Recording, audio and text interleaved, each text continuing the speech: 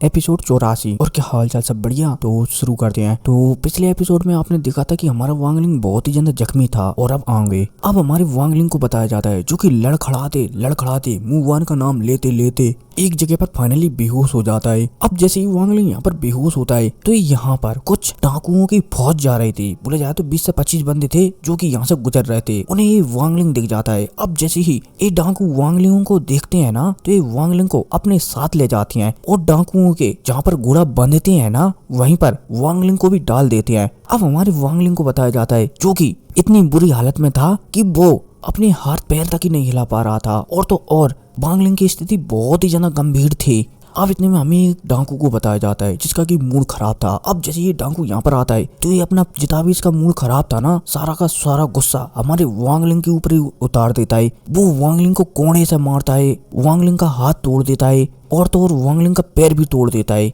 और तो और वांगलिंग को मारने वाला होता है। तभी यहाँ पर एक और डाकू आ जाता है और वो कह देता है कि क्या कर रहे हो, इसे मारो मत, ये हमारे जाल में दाने का काम करेगा। अब यहाँ पर दूसरा डाकू चलता है तो वांगलिंग के अंदर थोड़ा सा अजीब प्रकार से पॉइजन मिला देता है और फिर इतने में सीन शिफ्ट होता है और फिर हमें एक जगह का सीन बताया जाता है जहाँ पर एक डाकू दूसरे डाकुओं से लड़ रहे होते हैं और उन्होंने इस लड़ाई का चारा हमारी वांगलिंग को बनाकर रखा था। और तो और वांगलिंग की इतनी बुरी हालत थी कि ऑलमोस्ट यहाँ पर वो मरने की कगार में आ चुका था। अब फाइनली जब ये इंसानों का नॉर्मल बैटल खत्म हो जाता है ना तो हमारी वांगलिंग को बताया जाता है जिसे कि डाकुओं ने एक पिंजरे के अंदर कैद कर दिया था और वांगलिंग ऑलमोस्ट इस पिंजरे के अंदर भी कैद होने के बाद भी सिर्फ मुवान के बारे में ही सोच रहा था कि अब सिर्फ कुछ ही साल बचे हैं जब वो यमराज मुवान को लेने के लिए आएगा। चाहे कुछ हो जाए मुझे मुवान को बचाने के लिए यहाँ से छूटना ही पड़ेगा। अब वांगलिंग कुछ सोच ही रहा होता है तभी वो महसूस करता है कि इस पानी में तो स्पिरिचुअल एनर्जी है। वांगलिंग चलता है तो इस स्पिरिचुअल एनर्जी को अपने शरीर के अंदर बसाने लगता है ताकि वो थोड़ा बहुत रिकवर हो सके। अब इतने में सीन शिफ्ट होता है और फिर हमें उन्हीं डाकुओं को बताया जाता है जो कि एकदम मौज मस्ती कर रहे होते हैं। तभी एक डाकू के हाथ में अचानक हमारी वांगलिंग का बैग लग जाता है। अब जैसे ये हमारी वांगलिंग का बैग दिखता है ना तो इसे जी जलाने की कोशिश करता है, तलवार से काटने की कोशिश करता है, फिर भी हमारे वांगलिंग का बैग का कुछ भी नहीं कर पाता।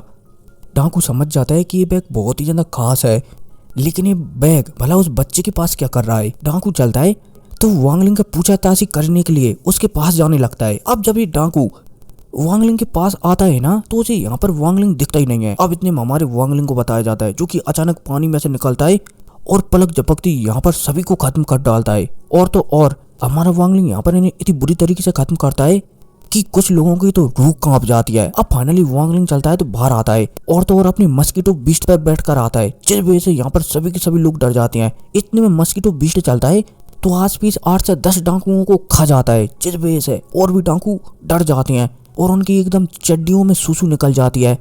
अब वांगलिंग चलता है तो यहाँ पर सभी को ऑर्डर देता है कि जिस जिसे को जिंदा रहना है ना वो चुपचाप जो गड्ढा है ना वो यहाँ पर उसे खोदो। जितना गहरा गड्ढा होगा उतने ही तुम्हारे ज्यादा चांसेस हैं कि तुम मुझसे बच कर जा सको। अब जैसे ही वांगलिंग कहता है ना तो सभी के सभी लोग यहाँ पर एक तालाब बनाने लगते हैं और इस तालाब में से स्पिरिचुअल एनर्जी निकल रही होती है। वांगलिंग चलता है तो 2 दिनों तक इंतजार करता है। फाइनली ये डाकू है ना हमारे वांगलिंग के लिए एक तालाब बना देती है। अब जैसे ही वांगलिंग इस तालाब को देखता है तो वांगलिंग सोचने लगता है कि भला इस तालाब में स्पिरिचुअल एनर्जी कहाँ से आ रही है। वांगलिंग चलता है तो इसी तालाब के अंदर चला जाता है। अब जब वांगलिंग इस तालाब के गहराइयों में जाता है ना तो वो देखता है कि यहाँ पर तो एक फॉर्मेशन बना हुआ है और उस फॉर्मेशन के बीच में एक कंकाल डला हुआ है।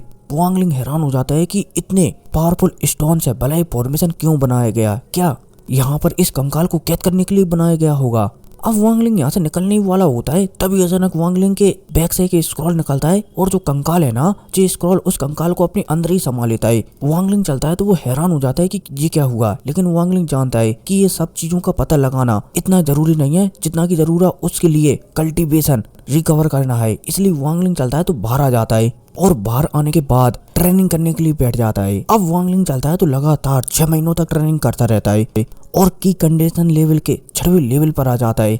वांगलिंग चलता है तो और भी ट्रेनिंग करता है और फाइनली फाउंडेशन लेवल पर आ जाता है। अब वांगलिंग जानता है कि यहाँ पर ज्यादा समय बर्बाद करने से कुछ भी नहीं होने वाला। उसे एक ऐसे सेक्ट को ज्वाइन करना होगा जो कि उसकी सोल को रिकवर कर सके। फाइनली हमारे वांगलिंग को कुछ चीजों के बारे में पता चल जाता है और उसे एक सेक्ट के बारे में पता चलता है जिसे कि सोल रिफाइनिंग सेक्ट कहा जाता है। वांगलिंग चलता है तो उसी की ओर आगे चल बैठता है। बोले जाए तो यहाँ पर इन डाकू वगैरह को आजाद कर सोल रिफाइनिंग सेक्ट की ओर आगे बढ़ जाता है और इसी आगे बढ़ने के साथ ये एपिसोड खत्म हो जाता है और इसका नोवेल एपिसोड आपको शायद थोड़ा सा लेट मिले। खैर कोई नहीं, मिलते हैं अगली वीडियो में। Take care.